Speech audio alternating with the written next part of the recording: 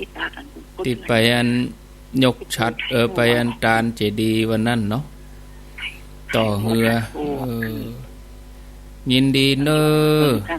ฮะพี่จะแม่ไปถ่ายรูปเอาหลวงปู่ในการหลวงพ่อ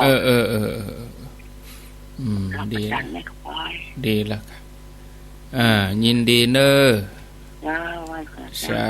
ธุต่อเหือแม่แจ่ม0998366322อ้าวไผมีหยังจะอู้จะจ๋ากะขั้นเวลาได้ยินทั่วแล้วกะเบิ่งฟังยังมาเด้อนี่104ได้ยินบัดเดี๋ยวนี้ว่าพอปั่นปอนแล้วเลยบ่ได้ฟังตอนฮื้อเหตุผลว่าเป็นได้มาขวายวันนี้รับลืมตื่นนี่วันนี้กว่าจะตื่นก็พอตี3:50รับลืมตื่นวันนี้เอาแถม5นาทีเดี๋ยวจะอู้ธรรมะแล้วเจริญปอนไว้สาเจ้าโตจากดังได้จากเวียงป่าเป้าเจ้าเวียงป่าเป้า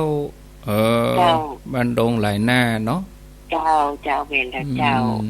รอท่าอย่างใดก็ได้วันนี้จ้ะเจ้าวันนี้มาขวายไปหรอเจ้าธรรมดาเนาะเจ้าเมื่อก็จัดมาตามเวลาเกือบทุกวันมาเว้นวันนี้ก็จะเป็นความผิดรุนแรงคนเรามันธรรมดาเนาะเพื่ออภัยกันกะโมทนา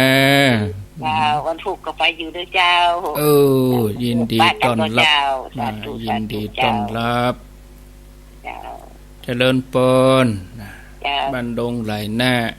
ยังป่าเป้าพุ่น0998366322เชียงใหม่เพิ่นก็ประกาศตะวาตะคืนคนลุกระยองมาวะลุกระยองมาขี่เครื่องบินมาจากอู่ตะเภามาลงสนามบินนี่ก็เป็นคนหนึ่งแล้วนะมันจะนี่ติดโควิดคนหนึ่งนี่มันไม่ใช่ทั้งหมดหรอกโยมเดี๋ยวนี้เปิ้นก็เอาไปอยู่ห้องยาเพิ่นละกักตัวไว้ใจเปิ้นเดี๋ยวเอามาออกเตียวเพ่นผ่านเหรอทั้งหลวงทั้งราชการทั้งสาธารณสุขทั้งผู้ว่ากันปะโทเปิ้นข้อมูลเปิ้นแน่นแล้วเฮาก่อนเปิ้นฮู้ว่าเริ่มเดินทางเมื่อใดไปพักที่ไหนกินข้าวที่ไหนเฮายังบ่ฮู้เด้แล้วเฮาเองเฮาก็ติดตามข่าวอย่างใกล้ชิดก็คะแนนจะไปตื่นตระหนกเกินไปคนเชียงใหม่มีเกือบ1-2 ล้านคนนะอันนี้เปิ้นบ่ใช่อันหยังเปิ้นมาคนเดียวคนเฮาบางทีเป็นหยังก็เปิ้นก็บ่ใช่ใครเป็นบางคนไปซ้ำเติมเปิ้นมันจะมาเนี่ยยังอย่างอันนี้เปิ้นบ่ใช่ใครเป็นไผสิไปใครเป็นโรคนี่เนาะไผก็บ่เคยเป็นสักคนแต่ว่ามันเนี่ยได้มาน่ะมันเป็นแล้ว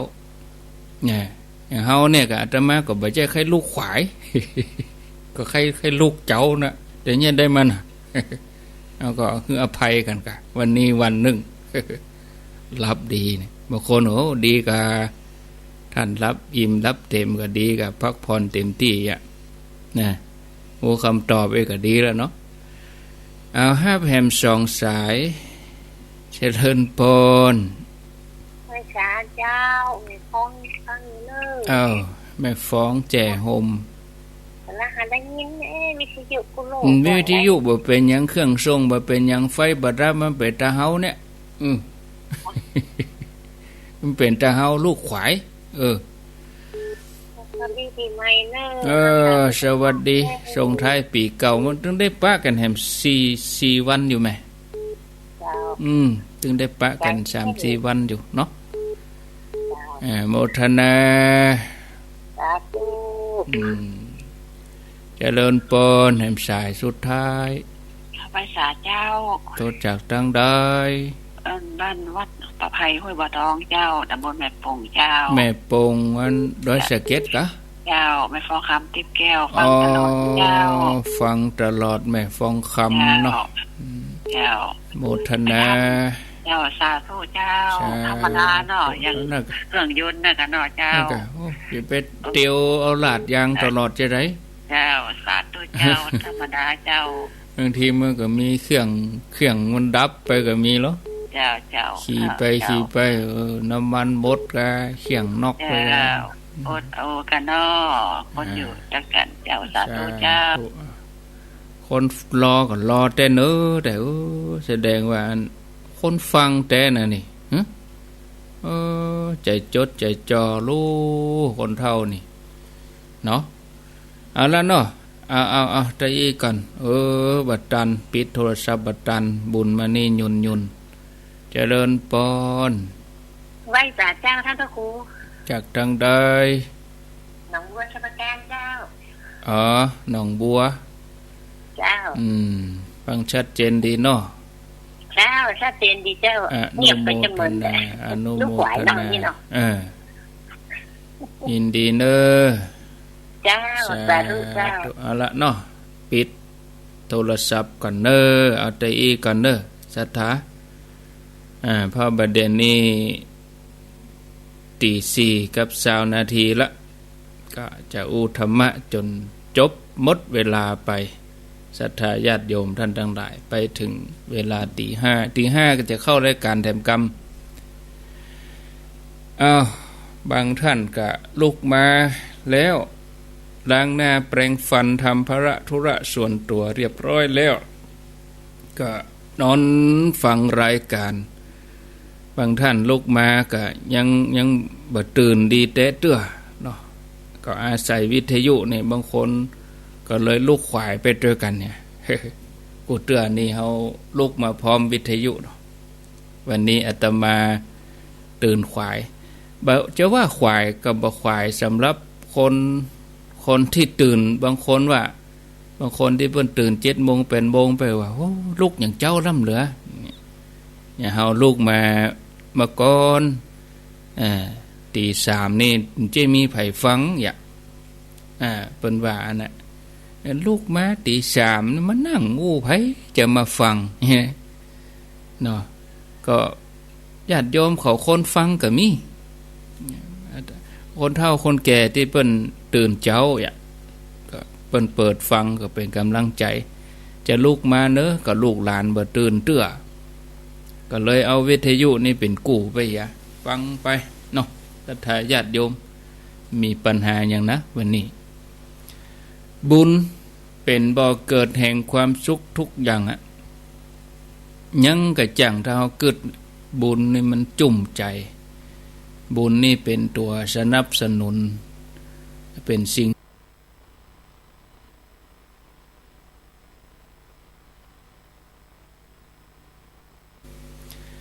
บุญเป็นบ่อเกิดแห่งความสุขทุกอย่าง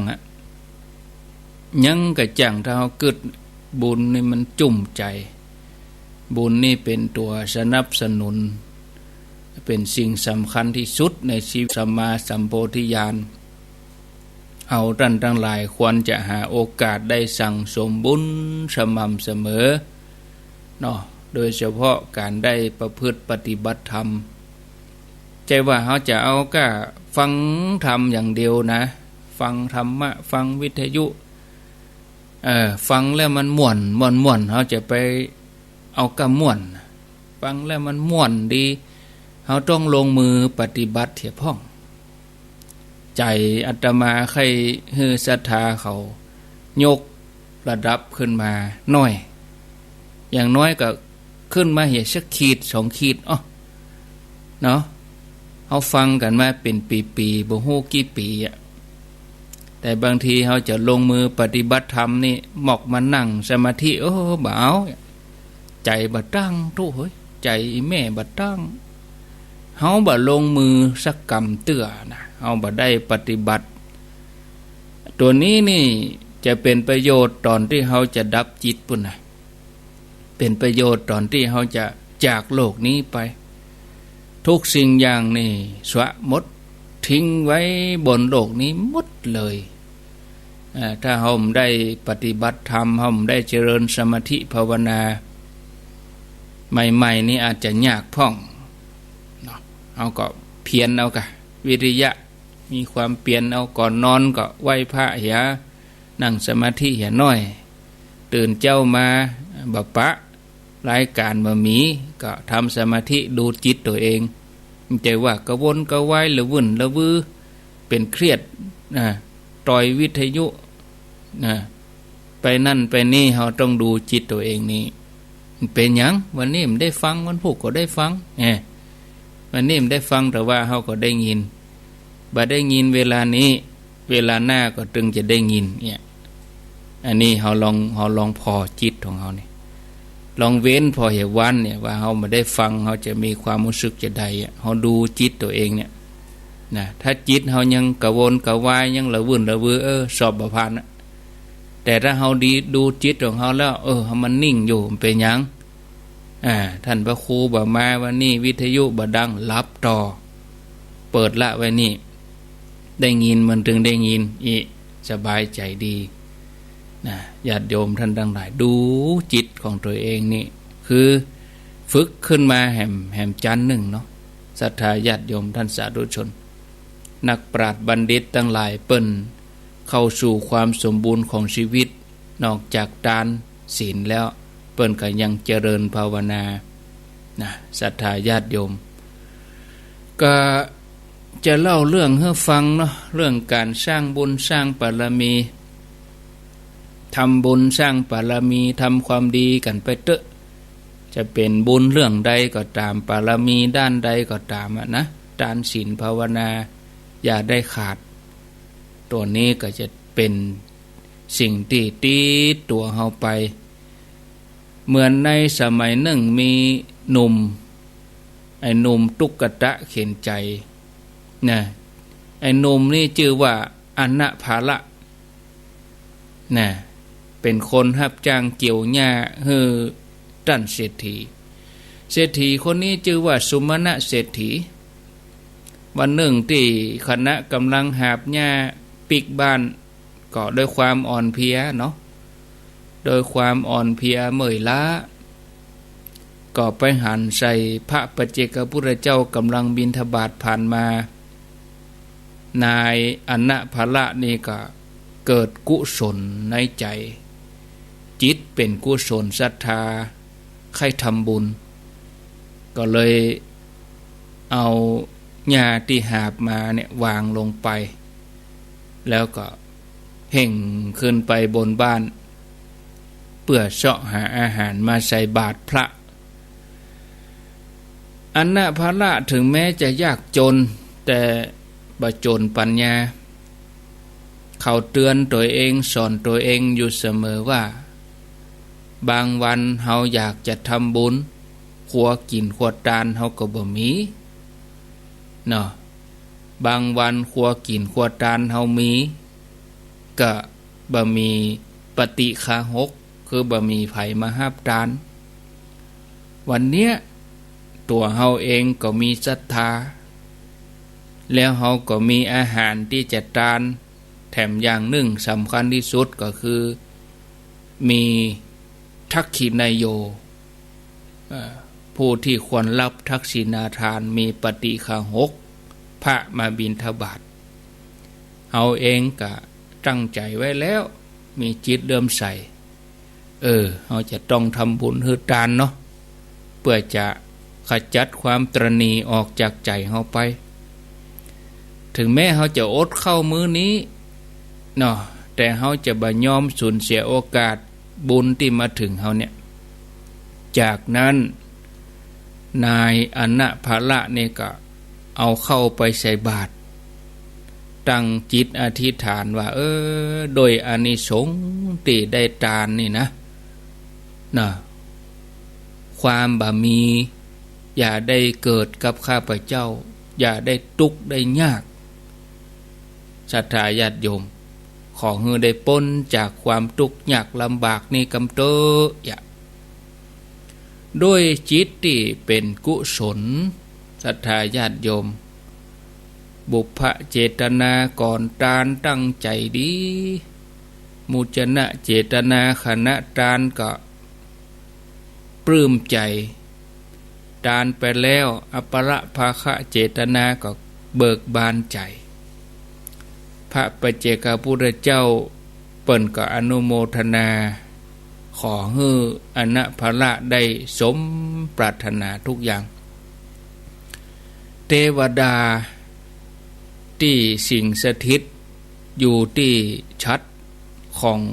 บ้านเศรษฐีบ้านเศรษฐีนี่เปิ้นจะมีหรอมีชัดมีอย่างเนาะมีห้องที่เอาไว้ให้เทวดาอยู่หรอคนอินเดียสมัยโบราณเปิ้นจะมีว่าเทวดาเพื่อก็จังไปอยู่ตัวเหมือนกันนะอันนี้ไปสิงสถิตอยู่ที่ชัดบ้านสุมาณะเศรษฐีเทวดานี่กับสาธุในการทานของอนะภละเสียงดังกึกก้องด้านเศรษฐีก็มาสงสัยว่าเป็นได้วันนี้ตัวเฮาทำบุญทุกวันเป็นจะได้เทวดาถึงมาสาธุโดยเฮามาสาธุเหี่ยววันนี้เทวดาก็ตอบว่าตัวเฮานี่บ่ได้สาธุให้แก่ท่านเศรษฐีนะที่เฮาสาธุอนุโมทนานี่เพราะว่าเฮาสาธุกับลูกจ้างคนรับจ้างเกี่ยวหญ้าที่ชื่ออนะภละปุ่นได้ฮือทานกับเนื้อนาบุญได้ฮือทานกับพระปัจเจกพุทธเจ้าเขาได้ตัดใจในการทานที่ตัวเองจะได้กินฮือแก่ทักขินยะบุคคลส่วนตัวเองก็ยอมอดมื้อนี้ไปซึ่งเป็นสิ่งที่ทำได้ยากนะท่านเศรษฐีฟังอย่างอันก็อัศจรรย์ใจอย่าเต้นเนาะเกิดปีติอนุโมทนากับอนะภละเนาะแล้วปั่นทรัพย์ฮื้อนะเอาไปแปลงบ้านไปมันวิทย์มันขาดที่ไหนมาหรอเศรษฐีก็ใจดีเนาะตั้งนี้ไปก็บ่ต้องมาเป็นคนรับใจแล้วเด้อข้าจะแบ่งที่ฮื้อจะแปลงบ้านฮื้อวะอนุโมทนาตัวนี่ญาติโยมคนที่เปิ้นมีจิตเมตตาในเปิ้นจึงอนุโมทนาดอกหันไปทำความดีอันยังหันไปทำบุญอันยังเปิ้นยินดีกับเปิ้นเนาะที่เปิ้นได้เนี่ยได้ทำคนที่เม้นบ่มีจิตบ่มีจิตอนุโมทนานี่คนที่บ่มีจิตในการยินดีบ่ได้บุญส่วนนี้นะบุญที่ปัตตาอนุโมทนาใหม่เนี่ยทานามัยศีลไมยภาวนาไมยปัตตาอนุโมทนาไมยก็เป็นบุญอันหนึ่งในจำนวนบุญกิริยาวัตถุ10อย่างถ้าญาติโยมทั้งหลายถึงท่านเศรษฐีนี่เพิ่นก็มีอนุโมทนากับคนใจคือนายอนะภละนี่ยินดีกับเขาญาติโยมก็ฮื้อแปลงใจอย่างอันเนาะเอาได้ยินข่าวเปิ้นกินทานที่ไหนเปิ้นทำบุญที่ไหนแม้กระทั่งคนที่ทำความดีเนี่ยเขาก็อนุโมทนากับเปิ้นจะไปอิจฉาริษยาจะไปติจะไปว่าอย่างเฮือกันเนี่ยบางทีหันเปิ้นไปวัดไปว่าเปิ้นทำบุญเปิ้นนุ่งชุดขาวไปฟังธรรมเนี่ยไปว่าเฮือเปิ้นเป็นสารเผาญาติโยมเฮาเจ้าพูดเฮามันเสียอย่างเงี้ยไปบั่นทอนจิตใจกันอย่างเงี้ยอย่างอื่นเปลอะเปเตอเฮือได้ว่าย่ำว่าเนาะอันที่บ่ควรดีว่าก็ว่าอันที่ควรดีว่าบ่ว่าสิ่งที่ควรดีว่าคือหยังเฮาก็มาสอนกันมาบอกกันเจ้าพูดเฮาบ่ดีหลงงมงายเน้อพระพุทธพระธรรมพระสงฆ์นี่เป็นสรณะเป็นที่ปึ้งของเฮานะจะไปหลงงมงายก็ไปไหว้จอมปลวกไปไหว้ก่อไม้ไปไหว้ต้นกล้วยอันนี้เฮาต้องกันอย่างนี้แนะนำกันอย่างนี้อันนี้เอาไปเอามาเฮาก็เจ้าพูดเฮามันนี่ญาติโยมท่านทั้งหลายให้ส่งเสริมกันสนับสนุนกันอนุโมทนาให้กันยินดีให้กันเนี่ย ท่านผู้ฟังญาติโยมเนอะเนี่ยเหมือนกับเศรษฐีขนาดว่าเปิ้นมั่งเปิ้นมีนะเปิ้นก็บ่ได้ว่าเฮ้อคนใจเหรอโอ้อันนี้มันตัวบะหมี่ข้าแตงจะมาทานแต่เปิ้นก็บ่ว่าดอกแต่ใจเปิ้นเนี่ยใจเปิ้นเป็นอนุโมทนาโอ้ดีแล้วดีแล้วทานไปก็ดีแล้วนะโอ้ตั้งนี้ไปก็บ่ถ้าไปรับจ้างแล้วบ่ต้องไปหาบหญ้าแล้วเด้ออย่าปั่นเฮือแถมอย่าเนาะถ้าเศรษฐีบ่มีใจตั้งนี้ก็จะว่าเฮือแหละโอ้อวดดี จะมาทานบ่มีกินแล้วยังจะทานอยู่กะก็จะว่าเฮืออย่างอีแต่จิตของท่านเศรษฐีบ่เป็นอย่างนั้นญาติโยมจิตของเปิ้นอนุโมทนานี่ปั่นทรัพย์ฮือกับคนใจอันนาภละโดยอานิสงส์ของการทานเนี่ยญาติโยมก็คือบ่กลัวอดก็ทำให้กิตติศัพท์ชื่อเสียงของอนาภละขจรกระจายไปทั่วบ้านทั่วเมืองปัญญาเจ้าเมืองได้ยินได้ฟังในคุณงามความดีของเขาปัญญาเจ้าเมืองก็สั่งให้เขาเฝ้าเนาะอนุโมทนาบุญกับอนาภละได้ฮื้อตำแหน่งเศรษฐีเลยพร้อมกับทรัพย์จำนวนนักทำให้อนาภละได้เป็นเศรษฐีแถมเต็มตำแหน่งหนึ่งอนาภละเศรษฐีจากการทำบุญก็เลยได้ทำบุญตลอดชีวิตเลยพ้นจากความทุกข์ยากในชาตินี้ปีนหน้ามือเป็นหลังมือจากคนทุกข์คนจนมาเป็นมหาเศรษฐีเนาะทัตถาญาติโยมเมื่ออนาภละจากโลกนี้ไปแล้วบุญก็ยังบ่สูญหายไปไหนนะก็ยังต้อยส่งผลเข้าไปทำให้อนาภละนี่ไปเสวยสุขอยู่ในเทวโลกเป็นเทวบุตรเป็นเทวบุตรมีรัชมีสว่างรุ่งเรืองพร้อมด้วยติปญญสมบัติเนาะเมื่อถึงคราวหมดบุญที่บนสวรรค์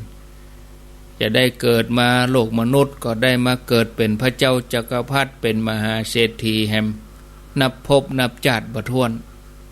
บ่เคยตกในอบายภูมิเลยเนี่ยจนมาถึงสมัยพระพุทธเจ้าเฮาสมณะโคดมเฮานี่เปิ้นก็ได้มาเกิดในตระกูลกษัตริย์มีชื่อว่าเจ้าชายอนุรุทธะนี่ท่านผู้ฟังมีอันสหธรรมอยู่หลายเหมือนกันเจ้าชายอานนท์อย่างนู้นนี่ก็แม่นหมดเป็นตระกูลกษัตริย์ชื่ออนุรุทธะครั้งหนึ่งได้ไปเล่นกีฬากับพระสหายทั้งหลายโดยการเอาขนมเป็นรางวัลสำหรับผู้ชนะ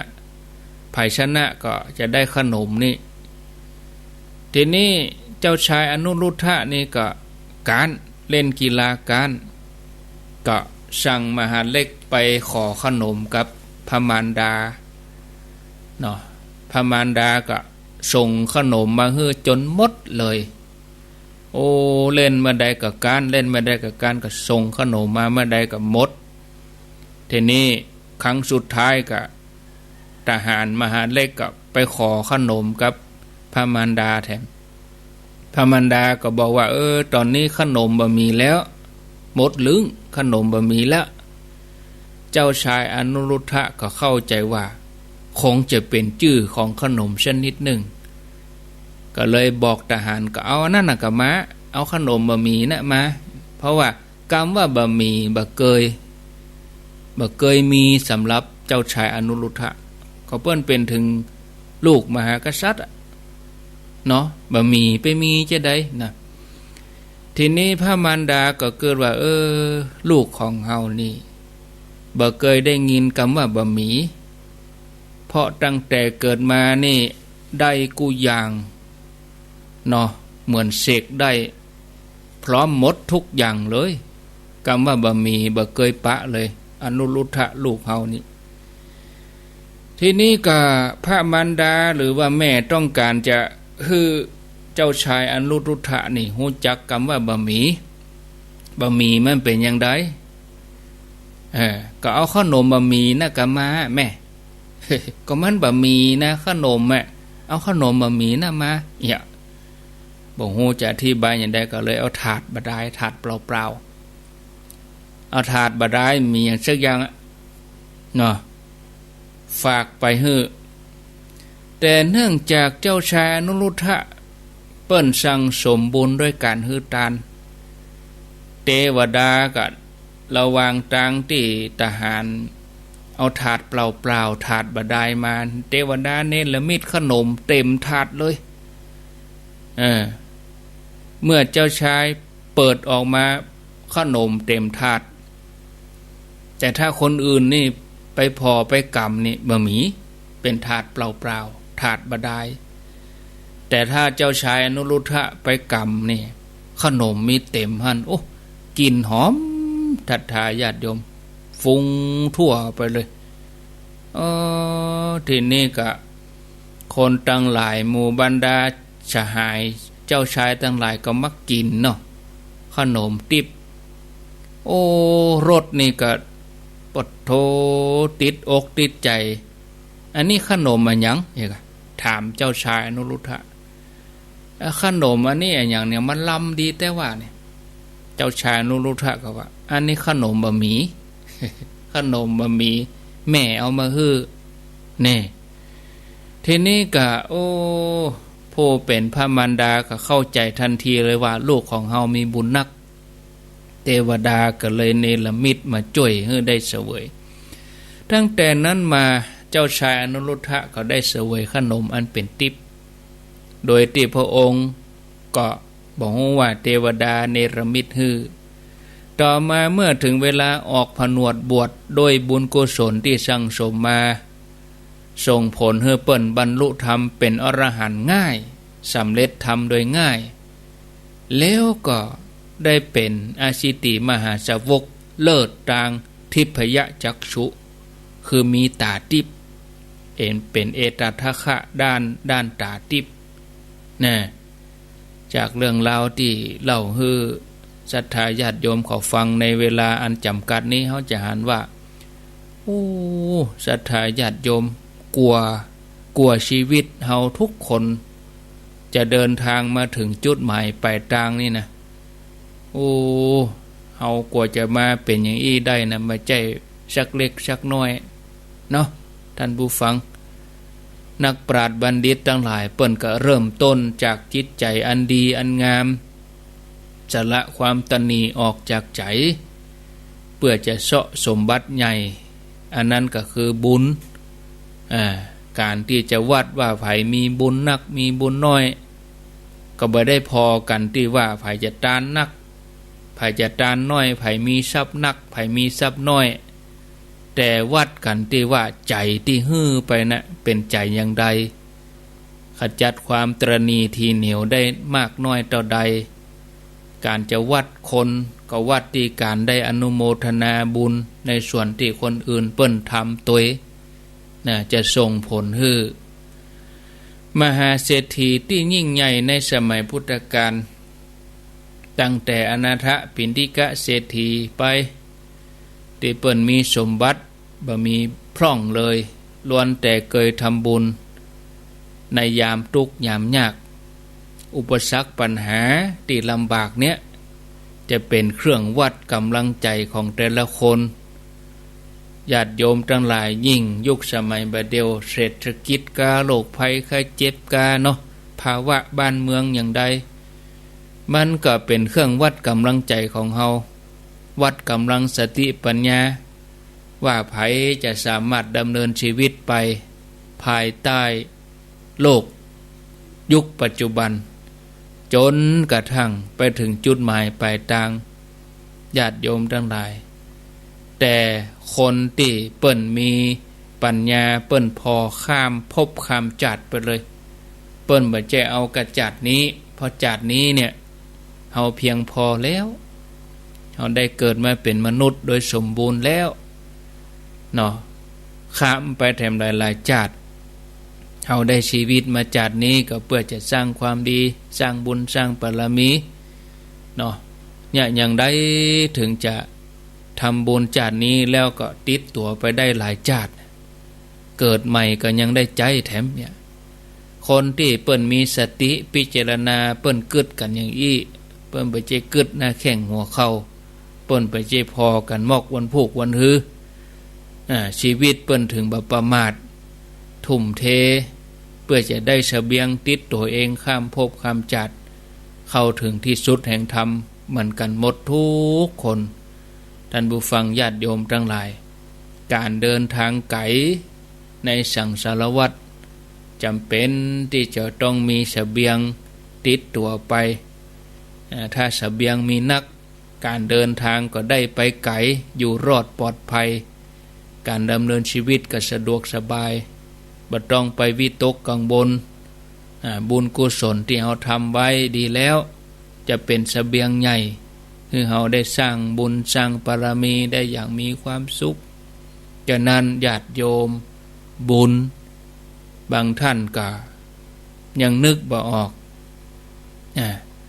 เป็นสิ่งสำคัญนะท่านผู้ฟังญาติโยมท่านทั้งหลายอย่างเฮาฟังธรรมกันไปเดี๋ยวนี้ก็เป็นบุญอย่างเฮาแปลงจิตใจดีงามก็เป็นบุญสุโขปุญญัสสะอุจจโญการสั่งสมบุญนั่นนำความสุขมาฮือเฮาท่านผู้ฟังญาติโยมท่านทั้งหลายวันพูกก็ก้อยมาว่าต่อเนาะท่านผู้ฟังพอเวลาแล้วก็หมดไปเสียเสียงแล้วเวลาเนาะญาติโยมตี4กับ47นาทีเหลือเวลาแถมประมาณ13นาทีไผที่ยังบ่ลุกก็ลุกมาเห็นเด้อหลับลูกเจ้ากินผักดังปลายหลับลูกควายกินผักดังเก้าลูกเจ้าได้หลายลูกควายได้น้อยอาจารย์ท่านพระครูสมุเปิ้นก็เหมือนเดียวกันนะอาการเดียวกันวันนี้เหรออาการเดียวกันก็คือหลับลืมตื่นเหมือนกันถึงท่านพระครูด้วย0998366322เนยก็พักหนักก็วางนะเขาจะไปเขตัวเก่าล่ำกันเนาะเขตัวเก่าล่ำกันได้ออกตลอดไป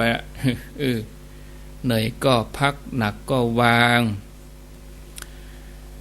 เวลาเราพักผ่อนเต็มที่นี่รู้สึกสดชื่นนะญาติโยมวันใดมันได้พักผ่อนเต็มที่มันเจ็บงอนนะเมื่อวันถ้ามันได้พักกะเมื่อคืนกับไม่ได้พักแถมแบบช่วงที่งานที่ผ่านมาก่อนหน้านั้นอาตมานี่ป้าน้ำหนักหายไป2 กิโลกรัมเนาะแล้วอยู่กับวิทยุนี่ก็ดีไปอย่างนะเอาเผยแผ่ธรรมะศรัทธาเพิ่นรู้ต่างนอนฟังด้วยไปไหนอยู่วิทยุนี่เนี่ยศรัทธาก็ได้ฟังนอนฟังสบายใจยุคโควิดนี่เพิ่นเนี่ยก็จัดธรรมะออนไลน์ก็ดีไปอย่างนั้นแหละเอานี่คนฟังได้เป็นร้อยเป็นพันนะเนาะเจริญปนจากบริษัทเจ้าจากจังใดเจ้าแต่ว่าหลับได้โทรอยู่ที่ไหนฝ่ายแม่วางเจ้าแม่แดงเนาะหัวฝ่ายแม่วางอนุโมทนาเพลงแล้วเนาะแม่นนะกะวันนี้ดาแล้วกะเจ้าวันนี้ดาครัวแล้วฟังเป็นประจำนะเจ้าดีมีสุข0998366322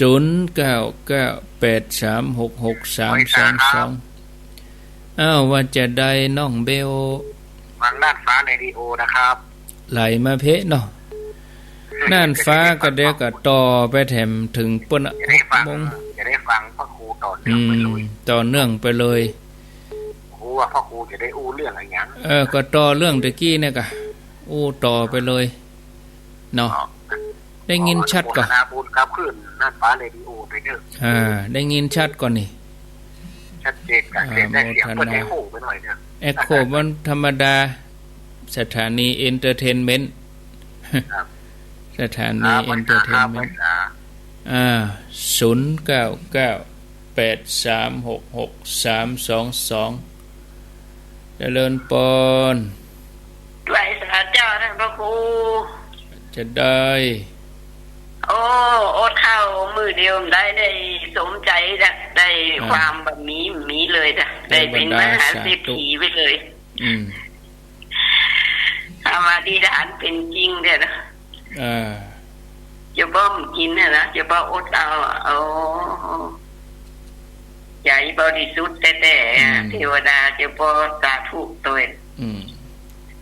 เป็นทำบุญที่ไหนสาธุตัวก็ดังดีเลยไปบ่าปัตตานุโมทนาปัตตานุโมทนาใหม่น่าจะชัดเจนดีนะเจ้ามีสุขสายต่อไปเจริญปนร้อยสาเจ้าจากดังได้ป่าข่อยใต้เจ้าเนี่ยเด้อ๋อป่าข่อยใต้เจ้าฟังชัดดีเนาะเจ้าละเจ้าชัดเจนดีเนาะ104.5ป่าข่อยใต้ฟังเมื่อกี้ช่วงแรกกดฟังเป็นยังเนาะฟังไปเลยใจเย็นใจเย็นอนุโมทนาเจ้าอินดีสาธุไอ้นี่แม่แดงป่าข่อยใต้สันผีเสื้อเมืองเชียงใหม่เจริญปนเอาไว้สาเจ้าท่านพระครูชักดังได้ตั้งก็เจ้าก็กัดก้อมแม่บุญเจ้าฟังเสียงแม่บุญเหมือนจะยิ้มมุ้ยเลยป่าหน้ามันยิ้มมุ้ยเจ้ายินดีเนอแม่บุญเจ้าที่ไหนก็ไปตานแม่บุญกัดก้อมแม่บุญเจริญปนไหว้ขาครับจากดังได้ปอกอ๋อแม่ปูคาครับผมฟังชัดดีเนาะแม่ปูคาดีแล้วค่ะฟังไปถึงวันบึดก็มาป้ากันแถมวันนี้วันจันทร์ก็บ่าย3กะกับบ่าย3แล้วครับบ่าย3 ถึง 5 โมงกะวันนี้เนาะวันนี้มาป้ากันฟังแล้วแต่ว่าบ่ได้โทรหาท่านเป็นอย่างเนอะครับผมอนุโมทนาบุญโตยไปสวัสดียามเช้าสวัสดีเจริญปนเจ้าข้าพเจ้าเจ้าท่านพระครูแม่ใส่พินมาแล้วเจ้าเอาตัวจ่อยหน่อยจะกินน้ำเลยลวดเลยตรงซ่านแดนนี้เอาตรงซ่านจะไล่เอาไฟจิ้มเนอกินน้ำกำก่อนนี่เอาว่าไปเลยติ๊กจองก้องคำลอยยังมาสูงก่อนใครได้บุญก็ขึ้นไปหันไปพอพระครูกสิมบุญเปิ้นตึงนักแต่นอเปิ้นได้ไปสร้างไปก่อพระเจ้าองค์งามไว้ดอยปุ่นโลจิกจองก้องคำตึงสูงตึงไกลกันไผได้ไปสุขกายสุขใจแต่ว่ามี7 กิโลโอ้โหงามหูงามตาบาดเจือลงไปพอกาลงเย็นปัดมาอุราจื่นบานขึ้นไปบนดอยเย็นอกเย็นใจบ่มีดอยใดจะมาสูงเต้าจิกจ้องตำนานเปิ้นมีต้านพระฤาษีครอบครองนกน้อยตัวนั้นยืนห้องชื่อว่าจิกจองก้องคำทักต่อนั้นมาก็มีแถมนาป้อน้ำสุภาป้อเป็นนายพรานใจกล้าตียิงเสือลงก็หันอยู่หันแต่หน้าแต่ เป็นพระฤาษีใจกล้าเอาดินเสือมาฝังลงในดินพี่น้องบ้านเฮาช่วยกันรักษาลิ้นคู่นั้นนะอันนั้นเป็นลิ้นเสือเท่าฤาษีเปิ้นมนต์คาถาใส่หันเบาๆลิ้นคู่ลิ้นเสือนั้นเล่าพี่น้องบ้านเฮาเอาไว้บูชามันบาใจมีตีนไหนแล้วนะเอาไว้บูชาติดตัวขึ้นเนื้อลองไตกันตู้กันลองอกหักคนหักจากไปบูชาติดตัวเอาไว้สักสิทธิ์นอนหนายวานลิ้นคู่เอ่ยตีบนม่อนดอยมีแผวเก้าจวงมาได้หลอกลวงขอเจิญพุ่มพวงไปพอพระเจ้าองค์งามอยู่ปืนเก้าจวงหันนอพระครูเปิ้นสร้างเปิ้นก่อศักดิ์สิทธิ์แต่นอที่จองกองคำปันนามาแอวพอเตอร์ทานพระครูอาจารย์เจ้ากันเนอร์ทานพระครูเพลงจิกจองกองคำแต่นะกำน้ำของเปิ้นเจ้าอ้าวแล้วโอ้เจ้าวันหน้าเดินเจ้าเป็นฐานพระครูมานิมนต์ฐานพระครูมาเนอเหมาดินคู่เลยเจ้าเนอเดือนเก้าเป็งเนาะเจ้าหมากับบอกครบเขาพกไปที่บ้านหมาตัวๆนั่นหมากับโคนั่นน่ะเจ้าเจ้าเป็นลิ้นคู่เจ้าเป็นอันตำนานเปิ่นแต่ก่อนนั้นเสือมันเปิ่นยิงเสืออยู่บนดอยจิกจองแล้วเปิ่นปาดเอาลิ้นเสือไปฝังแล้วก็เลยกลายเป็นลิ้นคู่ปัจจุบันถึงวันนี้ก็ยังมีอยู่น่ะเจ้าลิ้นคู่เจ้าอันเดียวกันเปิ่นขอเบอร์โทรไม่ใส่พินว่ะบอกเลย083 926 2100นะดีแล้วเนาะเจ้าขอพระคุณฐานพระครูนะสาธุเจ้าสาธุฐานพระครูมาแอวก็เจ้าวัดวันไปเหี่ยวเจ้าไปเหี่ยวบ่ได้ไปแม่แม่จะว่ากันไปอูหมู่หวานแม่ถามหมู่เปิ่นตะวาที่เปิ่นมานั่นเนาะหมู่วัดบ้านได้หน่อยเนี่ยหมายว่าอันฐานพระครูเปิ่นมาก็มาใกล้ไปเหี่ยวว่าจะได้ถามฐานพระครูไปเหี่ยวเตียนอันอาจารย์เมตตากะไปกะไปเหี่ยวที่ท่านเมตตาไปกะตำบลเดียวกันไปกันแหละมากระไดเจ้าแหละวันที่3กะเจ้าไปกะเป็นเอาเสียวันที่3เจ้าไปวันเผาน่ะกะลืมไปนึกว่าที่ครูบาคองแต่ว่าของโควิดแล้วก็นี่ก็ไปได้หมู่เปิ้นไปกะเจ้าแต่ว่าเจ้าท่านพระครูได้เฮาบะกันเนาะท่านเนาะธนาบุญโตยสาธุเจ้าไม่ใช่พินเพิ่นถามมันก็เกือบลืมไปแต่ตำบลบ้านขอพุ่นนะอาจารย์เมตตาเพิ่นอยู่ด้วยกันแต่ก่อนที่ได้น้อยพระธาตุได้น้อยแต่ก่อนแล้วเพิ่นไปเป็นตู้หลวงที่ไปเหี่ยวบ้านขอเมืองปานตรงใกล้บ้านแม่ใส่พินบอกกะวันที่3กะเปิ้นจะประชุมเพิงก็รวดแจ้งประชาสัมพันธ์นี่ไปในตัวเนาะเอาลาไปก่อนเนาะศรัทธาญาติโยมตี4:58 นาทีลาศรัทธาไปก่อนเดี๋ยวไปปะกันที่ในเครือข่ายขึ้นสีขาวพุ่นแถมชั่วโมงอยู่ดีมีสุขเหมือนกันกูคนกูตันอายุวัน